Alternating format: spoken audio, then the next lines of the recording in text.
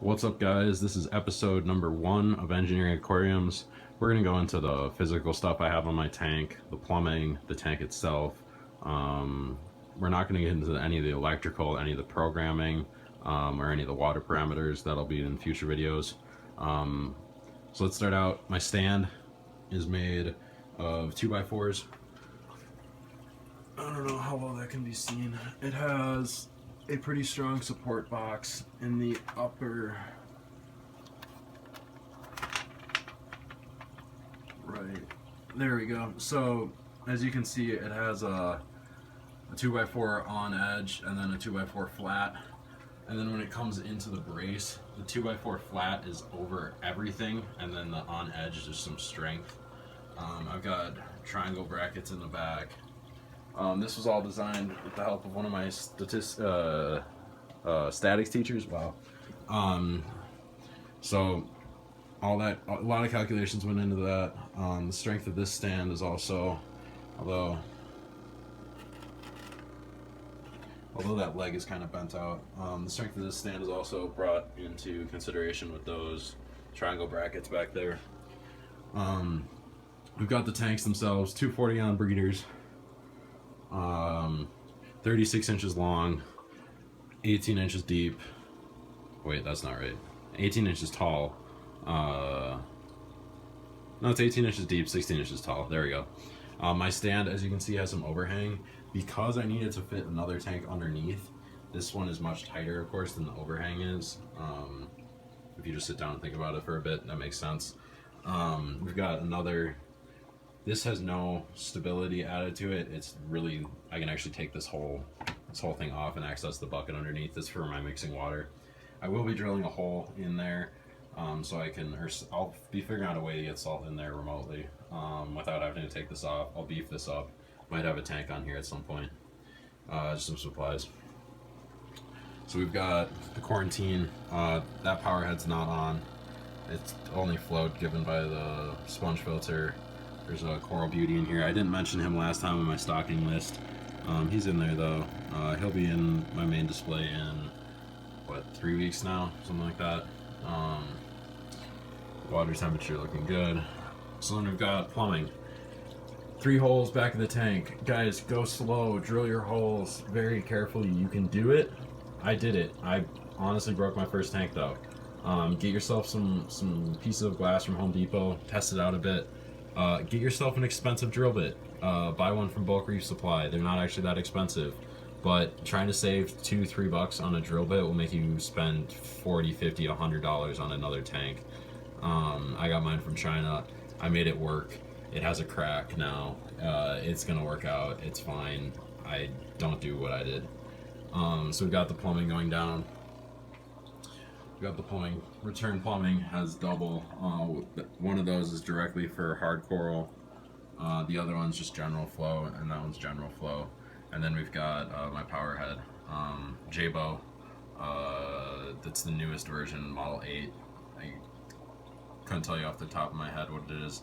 Their stuff is really confusing. Go to their website, look up their new products, and then only order from other people what their new products are. Their older ones have patent issues against them, or minor malfunctions that people have found, or whatever it is.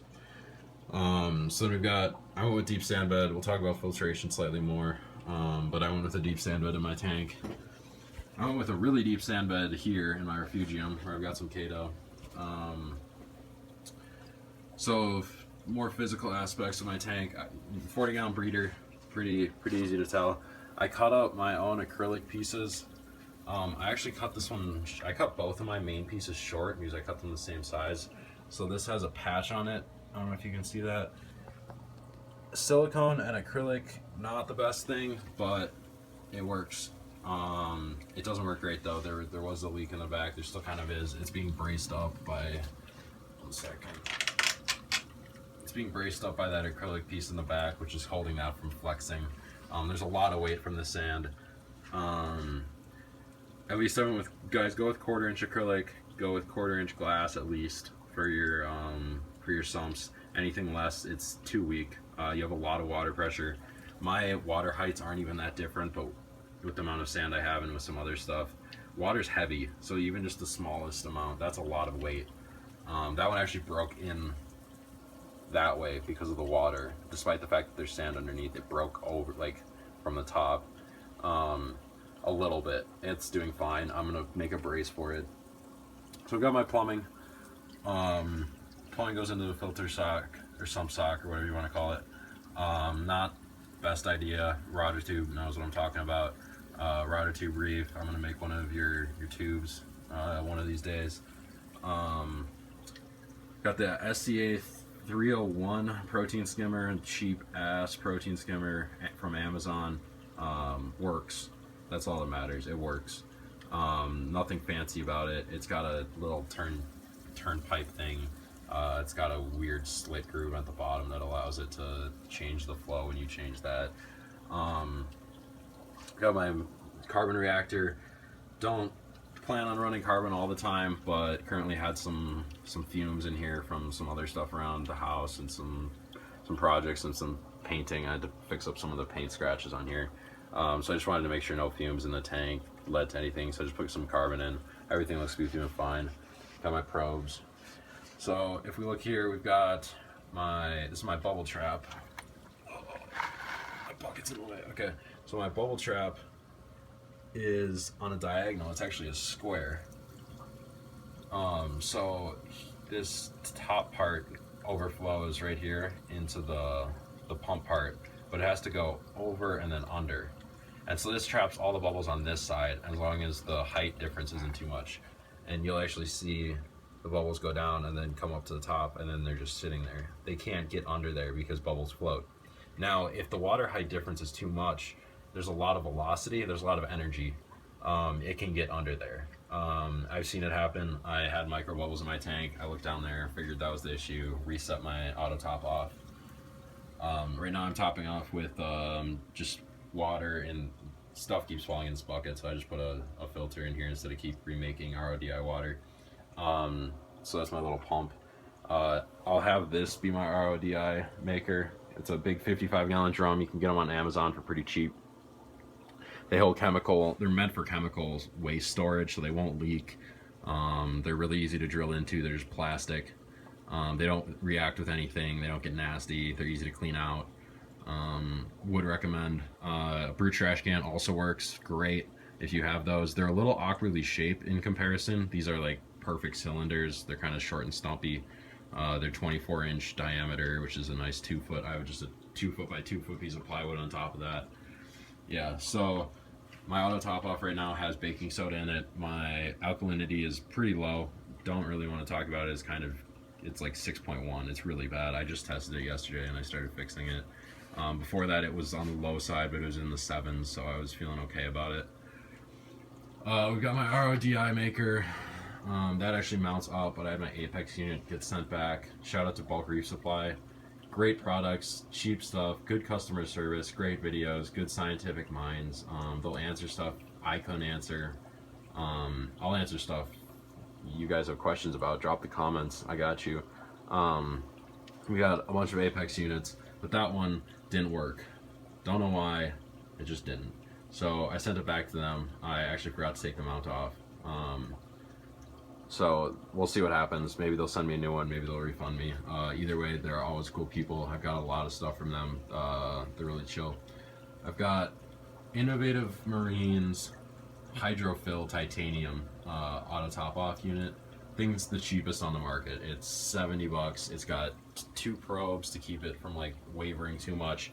I would, if you have an Apex, hook it up to the Apex. And I have an extra height sensor, and if it gets to that height, it's gonna cut it off, because I don't know, man, it might fail, it might malfunction, something might get bumped, anything like that. Apex is a great just backup for all your systems. It's expensive. I'm not saying it's for everyone. We'll go into some of these videos on how to do stuff for cheap. I definitely didn't choose the cheap route. If you can see all my Apex units and all of this. I didn't go the cheap route. I didn't go the easy route. I went the engineering route, or Engineering Aquariums on this channel. We'll help you engineer cheap aquariums. We'll help you engineer more expensive aquariums. But I wanted to really engineer mine to make it nice, easy, simple, and maintenance free. with a little asterisk. No tank is maintenance free. This one will be pretty good though. Plumbing wise, use unions everywhere, face them so that gravity pulls the collar down onto them. And try to face them all in this, so on this pipe, like going up, that bottom one is good, right here, that one's good. Gravity will pull the collar down onto it, it's easy. That next one, I screwed it up, it's going the wrong direction. I have to push it up into and screw it on, which makes it very difficult. And on top of that, if I remove this, I need to buy 2 unions instead of 1 and take it apart and use it as a replacement. I need to buy 2 unions because I need the upper half of 2 instead of the upper half of 1 and the lower half of another. This one I did right. That one back there I did right, but let's see. And the ball valves, they can't be fixed, so those just go in both directions. If you're gonna do maintenance, take off the one that is gravity locked back on, so not this one. That's the easy one to undo. It's the hard one to redo. Do the upper one. There's a lot of physics behind why it's easier to do the upper one in general, but just trust me. Bunch of dust and stuff. That's nasty. All my cables are all over the place. I bought these little sticky things that these sticky things, they have like a zip tie through them. If you have a laminate or an acrylic or a glass, whatever the hell you're trying to stick it to, works great, works fine. It's flat, something it can really grab onto. I'm using, so 2x4 is the smoothest, which really isn't smooth, but I'm using OBS board. And so there's the smooth side to OBS board, but for those who know, there's also a really rough side. You can't see that one. You can't see it anyway. But it's really rough. It has no good way for this pad to stick. So I've since gone with these staple, hammer and staple. They look like these. So you basically hammer them into the wood and you have your cables run underneath. So they'll sit like that, right? And then you have your cables run between there where my thumb is. And it's secured. So that works much better for wood. Obviously you can't hammer shit into glass or acrylic stands, or whatever laminate, whatever they make yours out of. Aluminum. Those aluminum stands are really nice, really strong. Would recommend, but you can't hammer stuff into them. That's also why I like these. You can screw all of your power bars and stuff. It's all nice and neat once I get the management under control. It did look really nice and neat for a while. I'll probably put some pictures in or a short video clip that I have saved from then. Yeah, so that's the physical stuff in my tank: the plumbing, the skimmer, the pumps, Jabo 12,000. We'll go into the electrical components next, the lighting, and then after that we'll talk about programming, water quality, filtration, stuff like that. Thank you. Drop a like, drop a subscribe, keep up to date on the latest videos, ask questions, answer questions, comments, whatever I missed, whatever I screwed up. Let's make this a learning thing, guys. Thank you for enjoying Engineering Aquariums, episode 1. My physical, everything about my tank, yeah.